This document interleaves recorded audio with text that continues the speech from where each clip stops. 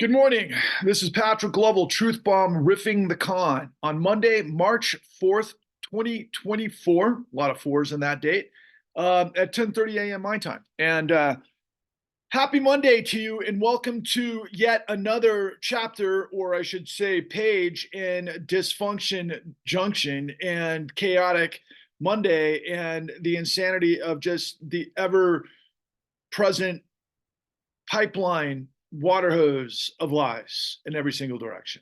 And the nature of the lies and the magnitude of the lies continue to get more egregious, more manipulative, probably more efficient in its execution. And here I am, just trying to push it all back and to try to push it down and elevate the information that I continue to provide to you, the American people, that has yet to latch on. Now, thank you for your comments on my Truth Bomb riffs at Patrick Lovell Truth Bombs the Con on YouTube. A lot of people have said recently, and I shouldn't say a lot, a few people have said recently, hey man, keep going, keep bringing the truth. They're never going to listen, but it's incredibly important for those of us who are. Okay, thanks. Will you do me a favor and share this? That's how social media works. You want to understand how to break the Borg? You basically take something that you like and you share it. And then you share it some more. And maybe you do like a comment or a subject header for those who pay attention to whatever you share on social media, and you say why you're sharing it. And that might help create sort of a critical mass to a degree that has to build and build and build. And, I announced in my last Truth Bomb, I don't know how much time I have left in me, but I'm thinking not long. I'm thinking maybe 2 months max. And in that time period, it's the moonshot. It's going to be the miracle of all miracles to be able to reach the tens of millions of Americans that have to understand what I am revealing to you so that we, the people, can gather arm in arm and walk forward with a mighty wave of truth to drown out the ocean of madness and lies that have been completely destroying all of us. And that's our reality. And the first thing I want to kick off with was just a sort of reaction to an interview that I just caught over the weekend yesterday. And I have a personal connection to this, but I think it's a great sort of introspection, and it kind of lays out, it's a doorway, if you will, to what the subject of today's Truth Bomb is all about.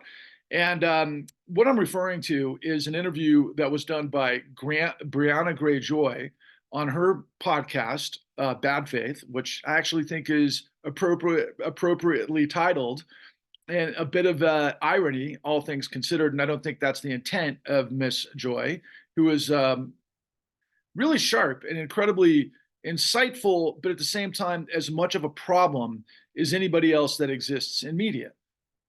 And I mean that to include Rachel Maddow, pretty much all of MSNBC, of course, all of mainstream media. CNN is some hybrid of high school and elementary school woven into one with a big, sort of, wow, what's going on? And do I understand what's in front of me? But that's the whole point. They never actually solve any riddles or answer any real questions. They just continue to proliferate the confusion that exists.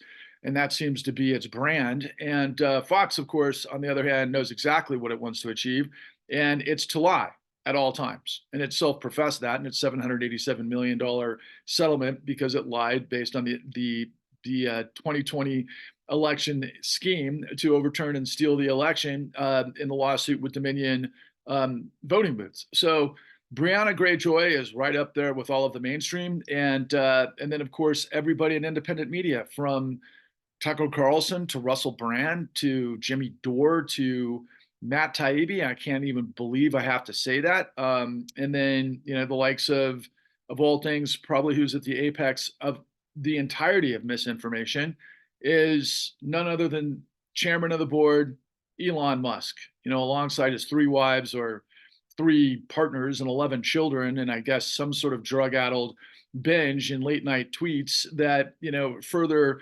amplifying those that lie and disseminate diabolical manipulation, and those of us that speak truth, he suppresses. That's the playing field, and they're all lying to you, and so are all the politicians. That's right. When I consider a politician, I was thinking about this, and it occurred to me that what is exactly a politician? Well, from where I'm sitting, they seem to me like car dealership managers, right? So you might go into purchase a car. You've done your research. You've spent some time with your sales agent, somebody working the floor. Maybe you've gone to a couple of different scenarios because you're shopping around, you're looking for a deal and this and that. And eventually you get taken to a closer and maybe the big dog, and maybe you end up talking to a store manager, or I should say dealership manager, and they're looking for ways to make the deal work, right? Who knows all of the different factors that are involved with whatever that outcome it is. I'm not here to do a lecture on how to buy a car. There's plenty of that online. But the bottom line is, whose agenda is the sales manager servicing? Now, is he a good guy? Is he looking out for you? Is he trying to do a deal where it's a win-win and you feel, somewhat in the hands of a guy that's going to be able to make the bottom decision, so you can't the last decision, so you can't go any further with your negotiations and that sort of thing? Or is he serving the needs and the agenda of the dealership and the owner? Who's he getting paid by? Well, ironically, he's getting paid by you, but primarily from the dealership, right? He gets his salary from the dealership, but he probably has some sort of upside initiative and bonus and whatever from individual sales. So yeah, he might be getting paid some sort of small percentage on a commission from you, but who is his allegiance to? It's to the dealership. That is what that's how I interpret politicians. They're smart, a lot of times very charismatic, ingratiating, and say all the right things, and they definitely know how to bring you in, and they know how to make you feel good, and they know how to say the right things for what you want to hear. But in the end, they're serving those who got them there. Did you pay for their campaign? Maybe you contributed 10, 15, $25. If millions of us do that to one particular candidate, is that impactful? Oh yeah. Is it still as much as maybe a giant corporation or a billionaire that has reasons to back that particular candidate? Probably not. Those guys are spending a whole hell of a lot more money, and they're more dependent, and you can count on it if you're running for a campaign. So whose agenda are you going to serve? Those who are paying for it. That's how it works. And oh yeah, we legalized corruption through a law called Sarbanes-Oxley, Citizens United. And the Supreme Court made that legal to corrupt and betray and backstab everything that the United States is supposed to ideally be, because that's the job of the Supreme Court. And that's on display every single day. This morning, of course, the Supreme Court ruled that no, Colorado can't keep Trump off the primary ballot. And yeah, I know there's plenty that are going to argue all of the different sides of why that was a good decision, but it wasn't. The 14th Amendment, Section 3, is self-executing, and Donald Trump disqualified himself. So there's that. But that's just in that one piece. The Supreme Court just, ruled last week that Donald Trump can, further the appeal of the stay of whether or not a president is above the law, which is ridiculous. But at the same time, because of the delay, that pushes the trials back, and therefore, based on the calendars, creates a situation where Donald Trump could basically outlast any convictions before the election. Yeah. Is that something that's happening because the law is the law? No, because those that have been paid for by the powers that be to get into positions of power to make these decisions are doing so for those who got them there, not for the people. And yet the people feel powerless, or they throw up their arms, or they get involved with somebody that looks and sounds like them and might share some ideology, and maybe they vote every once in a while, and they don't vote all the time in every election, and they don't know what's going on in their school board or their dog catcher, but yet maybe they know a little bit about what's happening in the presidential election. But yet therein lies all of these different sorts of chaotic pinball scenarios in which we're manipulated beyond belief by my aforementioned criticism towards mainstream media, particularly in the reactionary independent media that I started off with Brianna Greyjoy. And of course, the reason I did so was because she did a show over the weekend where she interviewed Dennis Kucinich from Ohio, who announced that he's running not for presidency, but for Congress. But it was a very interesting conversation because, of course, Dennis Kucinich was RFK Jr.'s campaign manager. And those of us who've been around politics for a long time understand who Dennis Kucinich is and what he's done and what he stands for, both from being the president, the mayor of Cleveland, Ohio, for a stint in the 70s and the 80s, and then, of course, in Congress in the late 90s and then into the 2000s. And most of the time, we know Dennis Kucinich as a anti-war politician, somebody who comes from a perspective that I respect immeasurably, where he struggled throughout his life and did some amazing things and things that are inspiring. And at the same time, kind of a voice of reason and someone who you can count on to always be anti-war. And for people that are self-proclaimed liberal, that never in a million years would support war under any circumstances, they find somebody that can express their voice, and somebody like Dennis Kucinich, and he has for a very long time. You know, we could debate the influence that he's had, but he's always a voice. He's always an anti-war voice, and millions of Americans are anti-war, and so there's a place for a politician like Dennis Kucinich. Now, I actually had a relationship with Dennis Kucinich, and there was a time where I was in a position to help Dennis consider at a time last year that he might be running for president of the United States.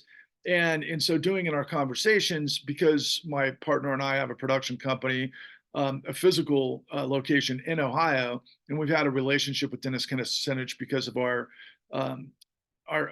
series called The Con, www.thecon.tv, where Dennis Kucinich delivers probably one of the most important speeches from the floor of the House regarding our protagonist, a woman by the name of Addie Polk, which was in its own right a kind of Dennis Kucinich sort of framing, in terms of, if you could just take the ideal of being anti-war to this case to be anti-financialization and the predatory capitalism that destroyed a big portion of his constituency in Ohio, which lent itself to that moment where he spoke about Addie Polk on the floor of the House, which inspired me to no end and was incredible. And when I met Dennis Kucinich, I was incredibly, I don't know, impressed, and I guess happy to be in that conversation, considering, it's always nice to talk to people that have been in the fight for a long time. Now, Dennis had reached out to my partner and I, and there was a consideration for us to be involved with helping to create content for a potential presidential campaign for him. And in so doing, I learned quite a bit about Dennis Kucinich, but at the same time, he ended up announcing that he was going to be the campaign manager for RFK Jr. And so, put a nail in that opportunity, shut the door, and we both moved on to different things.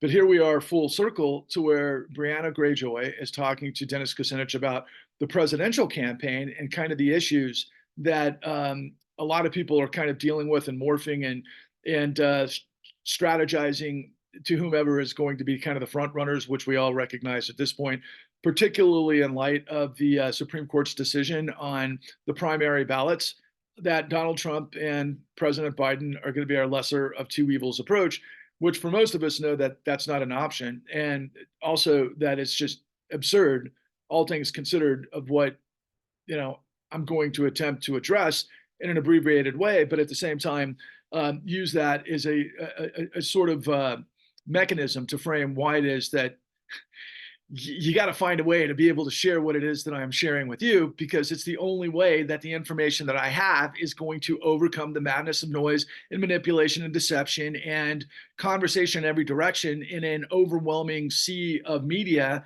that can be distorted and manipulated by the likes of X. And we've seen that, and it's not just a one-way road.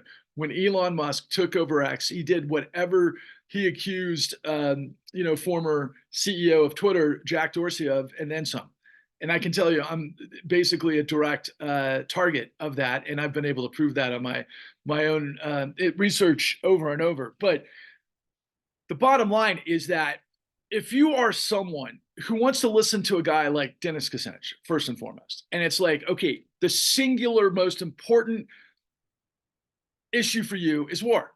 Hey, there's war in the Ukraine. Is it necessary? Are we, just buying a bunch of propaganda based on NATO? And what does that mean in context to, the invasion of Ukraine by Russia and who is Putin. Okay, minus the fact that it's just death and carnage in a massive way, and most people that are anti-war just will always be anti-war, and it just kind of ends there, right? It's like stop the war. That's it. We can't have war. We got to retract from war. If you just listen to this interview with Brianna Greyjoy and Dennis Kucinich, he echoes a lot of what my colleague Kevin has said, and I agree with to a degree, and maybe to a large degree, but you got to understand why I've gotten to this position. Where, for example, Dennis Kucinich says, look, man, enough of these endless wars. The horrific scenario and the tragedy in Gaza and everything that elucidates is like just yet another example, given what we've been involved with, really going back to what, the late 80s, early 90s, Gulf War One. I mean, it's even before that, but it's really Gulf War One through 9/11, the last 20 years into Gaza, and then of course all the things that are happening in Ukraine, and then there's the whole Asia theater, which is equally confounding in a lot of ways, given the global paradigm, particularly as it relates to technology in China and Taiwan. But okay, so we're going to end the wars, according, if you were going to be somebody who would back Dennis Kucinich for Congress, but in a wider variety, a massive move to have a voice, kind of like in the anti-war era of Vietnam, that leads to, a crystallized, massive national movement of like, that's it, no more war, just like in Vietnam, no more war. A lot of different reasons for, that time period versus what there is now. But, from where I'm sitting, the commitment of resources, of money, of budgets, of what it has to, what it incorporates, what it constitutes to have all of these global and regional conflicts, of which the United States is a huge purveyor of both, financing and munitions, and all of our military apparatus and everything that goes into it, which is extraordinary. And then you consider a lot of the debt and the carnage, and then the blood and treasure loss and all of those things. And for what? Ultimately, people have a right to ask those questions. And you get to a point where it might make a lot of sense to pull back on America's expansionism through its military adventurism and everything that we can just look at through the prism, particularly through 9/11 forward, which is you get involved with these international conflicts. They never end. There's not actually a military strategy to end them. And you look at the whole sort of playing field, and the only ones who actually win are the military contractors. And then if you take a step back and you broaden the lens further, it's like, wow, what is the economy of that? And where does that go? Especially when you buy up entities and warlords or whomever throughout the world. And what does that mean in terms of the broader economy, and also all of the elements in terms of demand for dollars around the world, and how that plays in. And you might think to yourself, well, geez, we've got a whole lot of problems in the United States that we have to fix. So yeah, I'm on board with ending the wars, especially when I'm looking at genocide in Gaza. And what I would say to everybody who is on that playing field and who's gone out in the streets and they've demonstrated and who've been completely like Zionism equals Nazism and all of those types of things, where were you for the last 20 years? I know where Roger Water was, but where were you when, for example, Hamas was digging tunnels and where Hamas was building weapons? But where were you with Netanyahu and Likud basically in all of their sort of engagements in the West Bank and their relationships with billionaires and their, very peculiar relationships and intelligence with a lot of Western powers that be? Where were you just up in arms about this cannot be? That we have to put pressure on our politicians to manage this situation for both the Palestinians, i.e. in this particular regard, because I've mentioned tunnels and weaponization and militarization in offensive tactical sort of scenarios, that where were you trying to prevent that? Same goes, where were you to prevent Netanyahu's sort of entrenched power, given all of the corruption and everything else? I can tell you where the Israeli citizens were. Hundreds of thousands were demonstrating to try to get him ousted. There was a lot of effort by Israelis to try to get Netanyahu ousted because of corruption for a long time, and they were unsuccessful. And then we had October 7th, and from where I'm looking, and what I've said transparently on my truth bombs, you pull back the lens and you look at the big picture, and it's like they knew it was coming, and it looked like it was an opportunity to lay out whatever the hierarchy of the power had planned a long time ago, which is we're going to push Gaza or Palestinians out of Gaza. That's probably the objective, or to a point. Obviously, Kamala Harris and Biden have been calling for a ceasefire, and then we're doing, we're dropping airlifting goods into Gaza, and there's more pressure now. But for the last 3 months, I mean, this goes back to October, right? The administration has not been pressuring the IDF to cease its relentless campaign. And I remember going back to right after October 7th, where Netanyahu was just calm and basically proclaimed this as war. Yeah, it looks like that's what it's been ever since, right? But a war on who? On Hamas? Yeah. Have I seen any sort of high level Mossad like things that they've done? Like we know that they've infiltrated in Iran and they've hit for example, generals in Iran and people that might be involved with planning and helping fund or whatever through proxies. Assassinations and that sort of thing. Yeah, have we seen that in UAE? To wherever the leaders of Hamas are, holed up? Not to my knowledge, at least not on front page news. Is it possible they did? Yeah, that we might not have heard of. Yeah, because do we see that there's some sort of like cohesion between American media and PR of whatever the Pentagon is, and of course maybe the White House and whatever the outcome is in Israel, i.e. Gaza, in this particular conflict? Yeah. So going back to Kucinich, is it like, okay, well, wait a second, are our tax dollars funding, the insane genocide that's happening? Yeah, to a degree. I think there's more. It's much more complicated that in terms of budgets, and then black budgets and things we can't see. We know that there's trillions of dollars that disappeared from the Pentagon every year, probably mostly in the hands of military contractors. I've mentioned in a couple of my truth bombs before. I know people that have served in Afghanistan and Iraq that have told me they've been privy to basically rolling up truckloads of cash to pay off warlords in those theaters. Where did that money come from? Where is it budgeted? Is it some sort of black ops, or excuse me, off record keeping sort of thing? Black budgets? Yeah, I'm sure. So is it our taxpayer money paying for this? Yeah, probably to a degree. But does that mean that it's like guaranteeing it because of the circular flow of budgets into the federal coffers and that sort of thing? Yeah, to a degree. Is it your personal, taxes that are going to pay for that, and by how much, depending on what you make? I don't know necessarily. Do you? Have you done the analytics? It's probably got as much influence as you and however many, elections that you've participated in that have enabled the whole. That's how ridiculous this democracy statement is, and that we're in a war to protect democracy from the continuation of the forward movement of this MAGA movement. A MAGA movement that I look at as, and I'm a big buff in film, but when I look at, like, for example, a comparable, I always refer to the MAGAs as the zombie apocalypse, or, they remind me of, if you're a fan of, the Lord of the Rings, or the Hobbit and that sort of thing, they remind me of orcs. They're made in this sort of fluid, and then they come out and they're pissed and they're ready for war, and they can be thrown into battle, and they're expendable for the powers that be, and that's how it works with autocrats. Yeah, even though, do I know a lot of people that are kind of like on the MAGA team to a degree? Yeah, and they're good people. They don't know all of the issues, and they don't really care, because of course their excuses, I got to work. I got to keep a roof over my head. I got to pay my bills. I'm like, try and get mine. And, it's a rough world out there. And so I don't have time to really fully extrapolate and understand all of the issues that go into every single granular detail of minutia that makes me go, boy, I really should think about that before I get on one side or the other. No, it's not like that.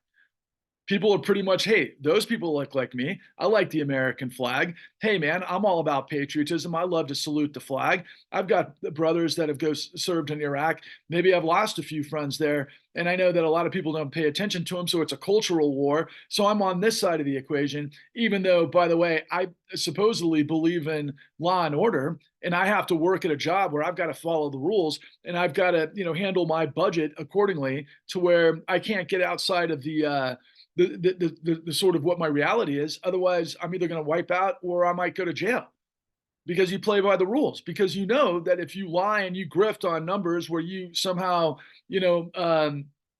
steal money to some degree, that there's a good chance that you're going to go to jail, and you don't want to risk it. But that's not the way the system works for the power.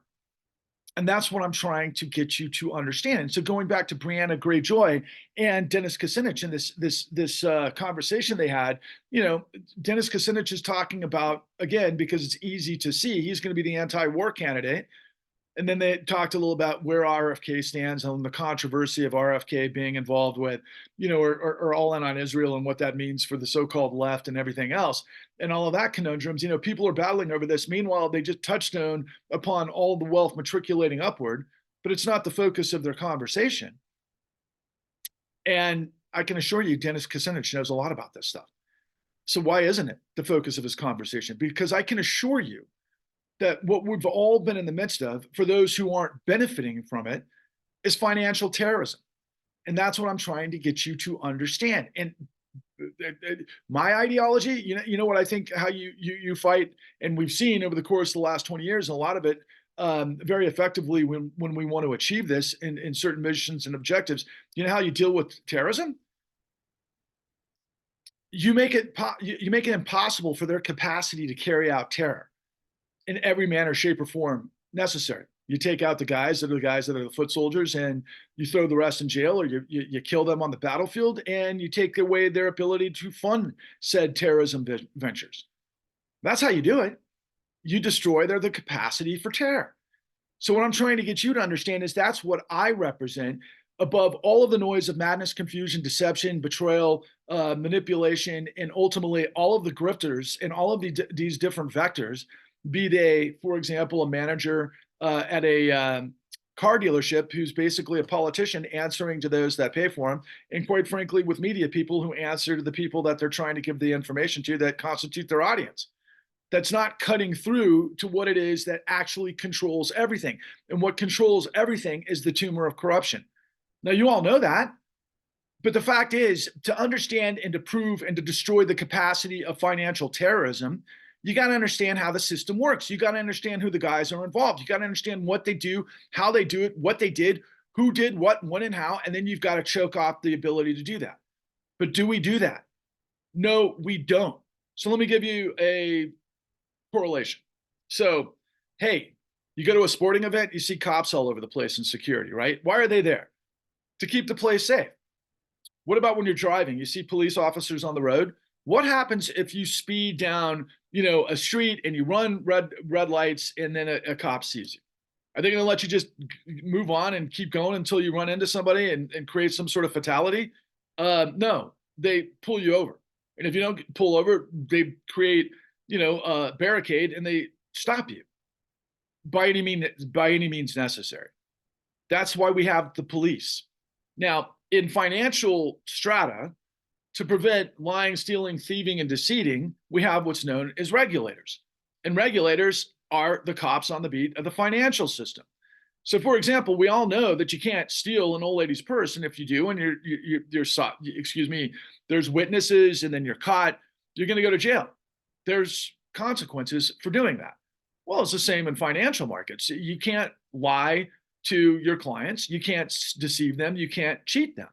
We have an entire apparatus, a body, a financial regulation known as the Securities and Exchange Commission that was created after the Great Depression as a result of what we learned that created the Great Depression, that came from an incredible American hero that if I succeed, hopefully the entire country has this name on their lips and they can say it to people at dinner or their friends or whoever they're hanging out with at the bar, to give people an introspection into, or I should say, open up the door to what Patrick Lovell is revealing to you. A gentleman by the name of Ferdinand Pecora. He was a Sicilian immigrant who ended up as a prosecutor in Manhattan's DA's office, and he was enlisted to find out what the powers that be, which was our financial system, which a shortcut to that is Wall Street, did to create the Great Depression. Because there was a lot of suffering that followed the Great Depression. We had 25% unemployment. There were Hoovervilles. There was a lot of unemployed people. There was a lot of people living in the streets. There were a lot of people in breadlines, and there were people feeling a lot of pain and suffering and misery, and they were pissed. And so what the government did was it learned what happened to create this upheaval. And as a result of that, we put laws in place to create what was known first as Glass-Steagall, which was regulation to separate commercial banking from investment banking. Why? Because you can't gamble with other people's money in a system that makes sense that's going to create equilibrium. You have to have finance. We all have to have finance. There's no question. You have to fuel great ideas and great companies and great logistics and great awareness and things that can build verticals to be able to provide all sorts, manner, shape, or form in the economy that does good by the economy. That's the idea. And the idea of investment is that you want to find money and opportunity to realize return on investment by finding the most efficient methodologies of capital. That's the idea of capitalism, to be quite frank with you. But in the vacuum of regulation, what you wind up with is criminality. I think most people understand that the mob was involved with all sorts of racketeering and criminal verticals that included also, in addition to smuggling and alcohol smuggling or drug smuggling and maybe assassinations and all sorts of manner, shape, or form of breaking the law through violence, through intimidation, and guys that go pull money out of like the local bakery or bar because they got to get paid their fee for managing the neighborhood and that sort of thing. I mean, we've all seen the movie, but ultimately they were also involved with casinos, right, and gambling. What the financial system has become is a giant casino. But even casinos, and this was one of the craziest things that I learned in the research for my work, The Con, at www.thecon.tv, that even Nevada was suing the powers that be through federal courts that that Wall Street had to get licenses for gambling, particularly as it relates to derivatives, because that's what it is gambling. But yet, we all know the house always wins. But in this particular scenario, the financial system was never envisioned to be able to become a fiefdom to extract money from the entire country and send it upwards, which is exactly what Dennis Kucinich said, but without the details. And that's the problem with Brianna Gray Joy. She talks about all of the consequences of what's going on to people that are in her silos, but she doesn't know the details either by choice or because she chooses not to talk about them. And she was like a communications director for Bernie Sanders when Bernie Sanders was talking about Wall Street's business model as fraud. So maybe she doesn't know, or she was just dense, or she was told not to know, or maybe she shut her eyes because it wasn't important to them, because somebody said, look, this isn't what one of our main issues are going to be. Let's just ignore it and let's let other people sort that out. That's what happened. And that's why I went the distance to go find out who did what, when, and how, and why, and ultimately pulled off this paradigm. And I used this analogy the other day. It's like this. So imagine if at any moment you could switch a flip and you could, turn on a money machine to where whatever debt you had, you could pay off infinitely. And that you can get it as in debt as you want to, but you can always pay off your debts because you can give yourself money to pay off those debts. And oh yeah, by the way, you can loan money out to everybody that you know, and you could set them up if they have property because of the nature of using collateral as risk, against, they're borrowing money from you. You could set them up to where you could basically loot them and create a smash and grab scenario where you set them up to fail and you take their money and you still get money, even though you did it all illegally. That's what I'm talking about. It's racketeering. It's the largest criminal conspiracy and cover-up in history that never ended. We've given tens of trillions of dollars to this monumental apparatus of corruption and racketeering. And the two things that enable that are, one, Glass-Steagall, which we had resolved after the Great Depression, which ultimately, by the start of the Clinton administration, even though it had been matriculating for many years in advance of this, we got rid of Glass-Steagall. We just created deregulation so that the CEOs could start again gambling with other people's money. And then there was no downside risk to them because they ended up getting trillions and trillions of dollars, even though they wiped out tens of millions of people. That was at first. I mean, you could really put it back to the 80s, but ultimately, because that was a savings and loan crisis, then we had the dot-com bubble, then we had the Enron era frauds, and then we had the 2008 great financial crisis, and then we had COVID, and then we have whatever's coming next.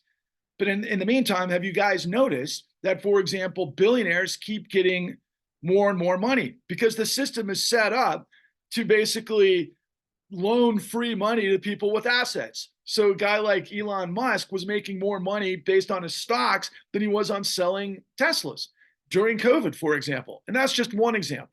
And all of them, whether it was, Elon Musk and all the tech guys like Zuckerberg, and so on and so forth, or, I mean, just fill in your favorite billionaire, right? I mean, every single one of their net worths just skyrocketed during COVID when everything was stagnant, except for, of course, I mean, you could see that there was probably a ton of new revenue in Amazon with Jeff Bezos because everybody was home and everybody was ordering from Amazon. So there's that. But the same scenario holds true for those guys. Meanwhile, we have more and more and more fraud and lies and deception in this scenario in mechanically in every single direction because there's no regulation. There's no cops on the beat. There's nobody there that's going to be able to stop these guys. And so Brianna Greyjoy is like asking Dennis Kucinich, hey, let's stop the wars.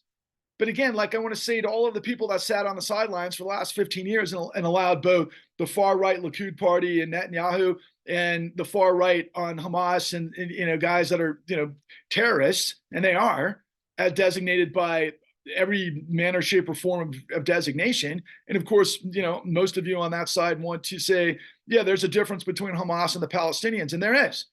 Of course, there's a lot of people that had nothing to do with Hamas and everything else, but could they regulate Hamas as the people? No. But the question I'm asking you as an American citizen, can you regulate all of the fraud and theft and thievery and destruction that's leading to this global chaos and deception and betrayal in a way that has made a complete farce out of the law? And again, I'll remind you that, the 14th Amendment, Section 3, I know guys in one that I respect tremendously is going to argue, hey, wait a second, there was no trial. So are you kidding me? There's got to be a grand jury trial, of his peers to be able to hold Trump responsible for insurrection. But the way the 14th Amendment Section 3 is written is that no, it's self-executing, and he was disqualified because we all saw him involved with an insurrection, and he can't hold office as an officer of the United States. And all the rest of this is mental gymnastics. It's just the power basically betraying the law. That's what's going on in every single direction. Be it Judge Cannon down in Florida. I mean, Trump, one guy who is obvious, the most insanely criminal and stupid guy that ever got close to the presidency. I mean, just to think of hush money payments to Stormy Daniels in the world of Citizens United is just ridiculous. He's so lazy and stupid that that's actually his first criminal trial. He could have hidden behind LLCs and gotten other people through this and that to basically pay her, and it would be through like a nonprofit or something like that they could obfuscate. That's all he had to do. And we would have never heard about Stormy Daniels. But he's so stupid that happened. But I could say the same thing about the media as it relates to the recent, conviction settlement in, Donald Trump's civil fraud trial, which of course is Judge Ergeron and, what's her name? The Letitia James, the AG of New York, that's like, oh, look at this big crime, even though it wasn't criminal, it was civil. But look at what we did to basically stop Donald Trump in his tracks, to create justice and to save markets.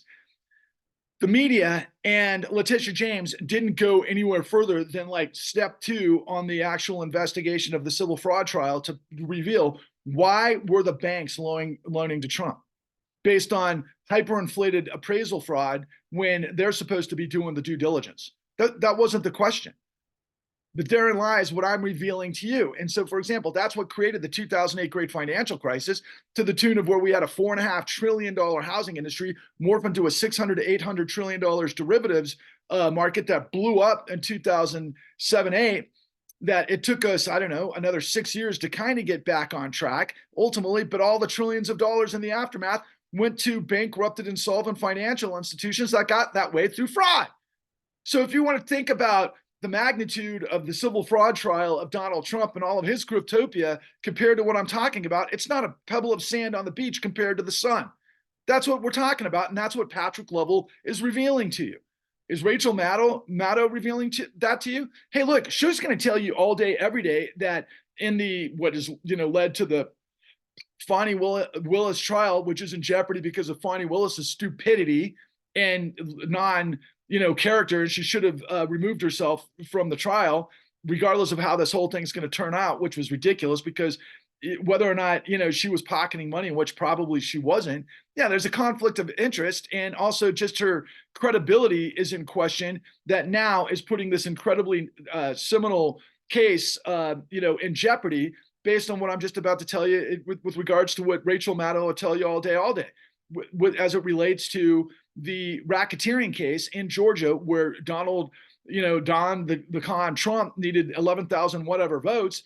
And then ultimately there was a racketeering enterprise to use fake elector certifications in the Electoral College to steal the election, which is the entirety of what was going on, as a result of A, the insurrection, but B, try to steal the election, which of course he betrayed the entire country. And the other, 75 million people that voted for Biden, and there's people out there that are like, oh yeah, but it was all a lie. No, it wasn't. Look at what Fox had to reveal, that revealed based on its being sued by Dominion voting booths. They paid $787 million because they knew it was all a lie, that they were prognosticating lies. And of course, that's what Tucker Carlson did, furthering with Kevin McCarthy and that little stunt of taking 5,000 hours of footage to make it look like everybody was on a walk in the park in Congress as opposed to an insurrection. Bullshit. This is freaking ridiculous. The whole thing is absolutely ridiculous.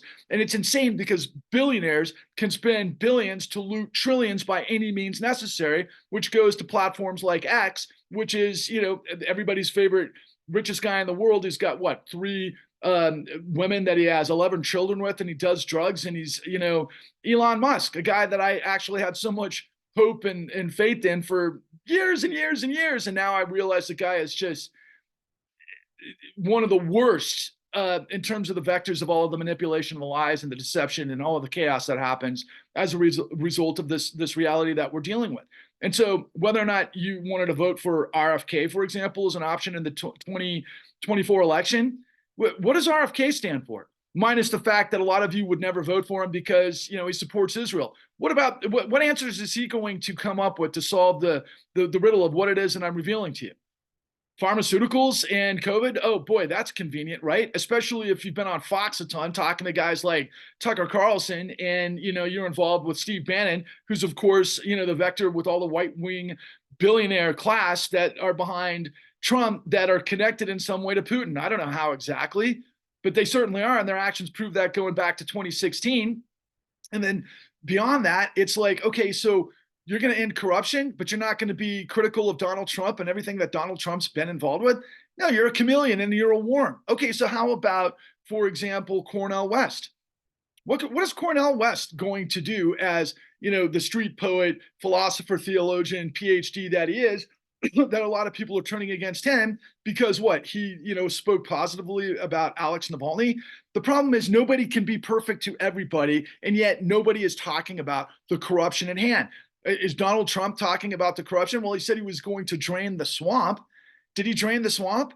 No, he put everybody that was at the swamp back at the apex of every single institution in this country, most notably, in my opinion, Stevie Mnuchin from Goldman Sachs, who now is the corridor to Saudi Arabia. He and Jared Kushner have realized $6 billion from Saudi Arabia, which is infinitely beyond anything that they've got on Hunter Biden and everything that elicits. But does that mean I'm saying Hunter Biden isn't guilty of some sort of strange stuff within Burisma and everything that has been cloudy, not to mention his lack of character and everything else? And no, he is, but he's just not even on par with what we're talking about there. But what about Biden? My biggest concern with Biden is his age, quite frankly. But then again, like I've said in many of these truth bombs, Biden is only a figurehead. It's the system. It's not government of, by, and for the people protecting democracy. It's government of, by, and for, at this stage, BlackRock. It used to be Goldman Sachs, but Goldman Sachs got in a little bit of trouble because they got revealed to be the giant vampire squid. So now it's BlackRock. And there's a lot of reasons why that's the deal. And I've laid that out in what am I up to now? 479 truth bombs. And so what am I doing? What am I telling you? They're all lying to you. The New York Times, the Washington Post, the LA Times, nobody is telling you this. It's an open and shut case. And I wanted to finish this point up about Rachel Maddow. Rachel Maddow told us, and is taking credit, that just there's so much that goes through my mind when I start thinking of these things because it's all such a stream of consciousness. Rachel Maddow, supposedly discovered the electoral fraud scheme that led to Fani Willis's investigation. And she'll tell you all day long, it's a felony. You can't fake signatures. You can't forge signatures, and you can't lie about it in court. That's called perjury. And if you use lying actors that are attorneys through the criminal fraud exception, you can prove that attorneys are lying, but you can also prove what Fani Willis is in the midst of until she stepped on her version of you know what because of her lack of character to put the whole thing in jeopardy. That, yeah, there was a conspiracy, there was racketeering involved with Giuliani down to these electoral participants in the scheme to fabricate signatures on documents to steal the election. Meanwhile, what I'm revealing to you is that happened in millions of cases around the country based on illegal foreclosures. Because regardless of what you think about people who took out loans that they couldn't afford to pay back because they didn't understand the terms, that ended up going through the foreclosure crisis of 2008, they were all involved with this scheme where fraudulent signatures were being used to illegally foreclose on properties that the foreclosing entities didn't have standing to foreclose. But did the judges care about that? No, the judges cared about where they were getting their money, which came from tens of trillions of dollars going to the banks illegally that were bankrupt and insolvent, that ultimately bought the courts and then cleaned up the whole thing, and they stole the houses, which has led to a lot of collateral damage, which I call financial terrorism. So if you want to stand like on your high holy horse about your credibility and your sort of you can't stand war and you got to put an end to all of these things. What about in your own country? How about the millions of people that got destroyed by this situation that led to divorces and the collateral damage of suicides, and then also with homelessness? That coincided, by the way, because of the last 15 years, everybody's scratching their head like, wait a second, did the economy bounce back? Why are housing prices so high? Because of what I'm telling you. They have completely created this situation. The financial system, all of the arteries within the financial system, starting with the asset managers and the too big to fail systemically important financial institutions and the hedge funds and the private equity. They all rely on free money from the Fed. And oh yeah, by the way, the Federal Reserve was purchasing the securities and mortgage-backed securities and everything else that they end up selling as bonds, sight unseen. There's no underwriting. There's no regulation. What were they buying? They were buying the toxic assets that the banks created. Why? Because the banks can get paid on fees and everybody in the process. There was an assembly line, a massive assembly line, and there still is. In the housing crisis, just went into the commercial real estate crisis, which we're right in the midst of. Is it as big as 2008? No, but is it big? Yeah, it's really big. Some people say it's bigger. I don't think it's bigger. Of course it's not bigger, but at the same time, this is just a perpetuation and a continuation. And so what does it all lead to? Okay?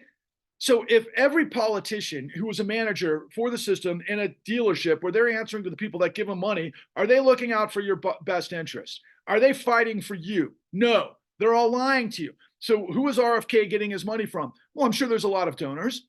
I think based on my relationship with Dennis Kucinich and stuff that I know behind the scenes, I think he's tied up with some crypto people. What is crypto in this whole situation? Well, ironically, it's going through the roof right now, just like the entire stock market. Why? Because the stock market decided, or excuse me, the Federal Reserve decided to announce that they're going to lower interest rates starting in March, right? Or is it starting in April? But soon. So they just, and that's what this whole system relies on. Roll over the debt, roll over the debt, roll over the debt, hyperinflate the asset, hyperinflate the stock. So this many people are benefiting from it. It's probably the top 10%, top 5% pretty damn well, top 1% really well, top 0.001% exponentially well, who controls everything. So why did you listen to me this whole time to try to get to the point? Well, because we're creating a pathway to redemption by creating exodus from corruption to redeem the American dream. And it's called the Clean New Deal. What is the Clean New Deal? Well, primarily, the Clean New Deal is to purge corruption. We have to put together a presidential candidate, and because of everybody I just told you that's running for office, including Marianne Williamson, none of them have answers to be able to stop this machine of madness. None of them. And none of them are going to go for it because they're going to just play their little silo and they're going to wait till everybody else makes sense. And then hopefully they think that maybe they can pick up some viewers and some momentum and money and everything else. And then we'll just see how it plays out, right? All of them. Nikki Haley is ultimately that. And she's got the big backing of, from what I understand, the Koch brothers, which is endless. If Trump, I guess, is a hedge, winds up in prison, which I doubt he will, right? It's a race to the finish, I'll tell you that. But what we've seen from mainstream media is they're all telling us, particularly if you listen to Rachel Maddow and Lawrence O'Donnell and all the rest of them, they say, you know what, the courts aren't going to be able to do their job. It is clear that corruption is the point, that there are those that are above the law, including, of course, one of the most transparently corrupt individuals we've ever seen in our lifetime, Donald Trump, who is literally so stupid, and his attorneys are so stupid. But yet, this is somebody that could be is the front runner of the Republican Party and could win another election, given everything that we're talking about. Are you kidding me? And then, of course, Biden. Look, nobody is going to be able to stop this machine and racket before it kills the rest of us and kills another generation and keeps this cycle going until there's nothing left. And it blows up on its own. And we could talk all day about what could happen to supposedly Weimar money and yada, yada, yada. But the point is that the Clean New Deal has to do two things primarily. We got to create a new Glass-Steagall to separate commercial banks from investment banks. We have to do an investigation, and this is on the Glass-Steagall side, to basically hold all of the criminals account that are the CEOs and the giants on Wall Street that have already gotten away with billions of dollars for themselves, trillions of dollars of their operations based on free money, based on blowing up the American middle class. That's first and foremost, and they can be held accountable. And if you watch our work at www.thecon.tv, and if you listen to my podcast, The New Untouchables, which you can find by just doing a Google search, you can do all of the understanding. You can get to where I am. And I've got even more information than what I've laid out in those two particular projects in the 478 truth bombs that I have on Patrick Global Truth Bombs, the con. But then we've got to end Citizens United. We've got to end legalized corruption. This is insanity, even though freaking Donald Trump didn't know how to actually use it at the time. We've got to end this situation, because the lowest return on investment is a politician in the sales manager role, that metaphor that I've been trying to lay out to you, that's going to do the bidding duplicitously for the billionaires at the cost of all of the lies and the bullshit that it promises the American people, of which, let's count them, right? Whether it's Nikki Haley, Donald Trump, and of course, Joe Biden and Cornel West and RFK Jr., none of them are going to reveal to you what I'm telling you. And then the whole mishigas between Cornel West, Tucker Carlson, Vivek Ramaswamy, Elon Musk, Russell Brand, even Joe Rogan, even though he's not at the apex of this stuff and he's not a sucker for whatever is paying these guys, like the guys I just mentioned, but he's in a different universe, or Alex Jones and everybody else. It's all bullshit. It's all complete bullshit. Is there a scenario down at the border that's incredibly important for us to manage? I lived on the border, not on the border, but in Texas, Arizona, California for decades. And I've never seen so much immigration, at least, play out. And it just seems like it's somehow manipulated. Do I think it's possible that somebody like Elon Musk and maybe, all of the billionaires that be are giving warlords down in or drug cartels down in Mexico X amount of money to get people to come up to the border? Yeah, I think that would probably be an easy spend for those guys. And then they make all sorts of things up. I mean, meanwhile, the poorest borders in both directions are for corporations. And not to mention, when immigrants come in, it benefits companies like BlackRock or Blackstone that are involved with all sorts of agriculture and, cleanup and slaughterhouses and yada, yada, yada, that these guys go work for free and they can exploit it, just like we're living it back in the meatpacking district that, led to, one of my favorite authors, because I am in the vein of a muckraking journalist, right?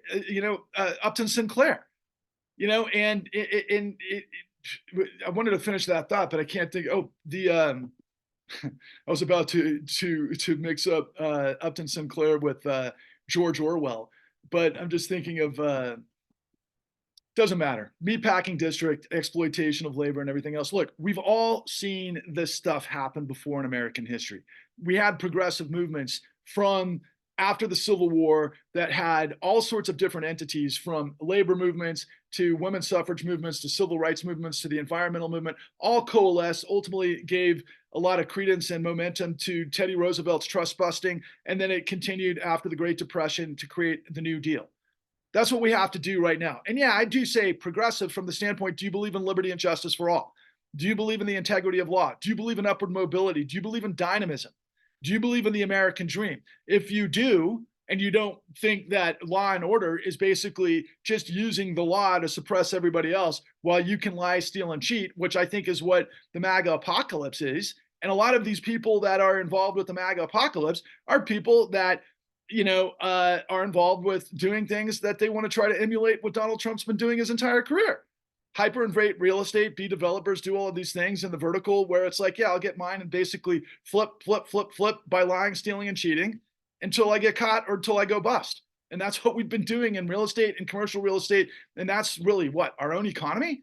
No. What these guys have gotten away with going back to 2009, by my figures, and I think it's actually conservative, is we're talking $70 trillion to the financial system.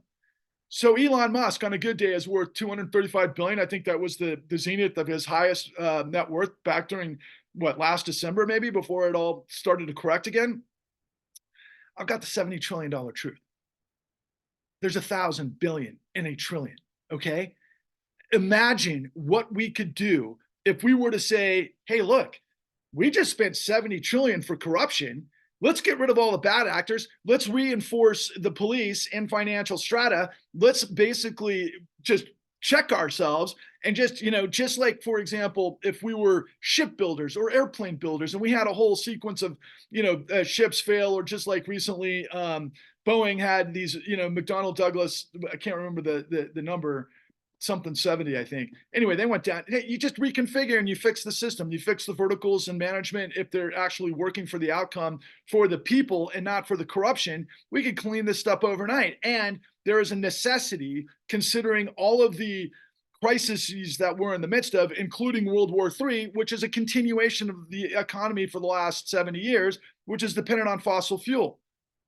I don't think you can be isolationists in this world at this stage, but we have to recreate the infrastructure of the United States. We have to create a guaranteed jobs program that is going to convert workers from the so-called tech gig economy that are basically hanging on their fingertips with 3 jobs apiece, and give them an opportunity with the jobs guarantee to help reconfigure the paradigm based on renewables. And we have to go 100% renewable.